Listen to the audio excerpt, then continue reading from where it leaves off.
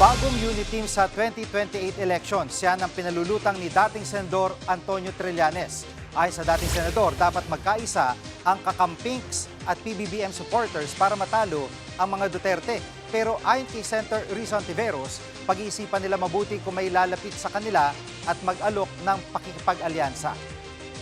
Yung iba pong mga tanong ay siguro kung ilalapit sa amin ay pag-iisipan at pag-uusapan, magkakaisahin din at a later stage. Pero first things first muna, pagkakaisa at sama-samang desisyon.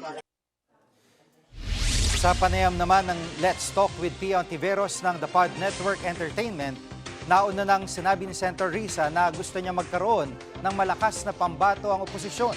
Bukas din daw siyang tumakbo sa pagkapangulo kung siya ang pipiliin ng oposisyon. Only one, sabi mo parang Highlander to. There can be only one para may fighting chance ang opposition. If that becomes me, by that time, I will have learned to love it na and I will want it na. Talagang malakas ang sense of duty ko. Mga kapatid, Jig Manikad po, pagdating sa mahalagang balita sa loob at labas ng bansa, dapat una sa lahat, mag-follow at mag-subscribe na sa social media pages ng News 5.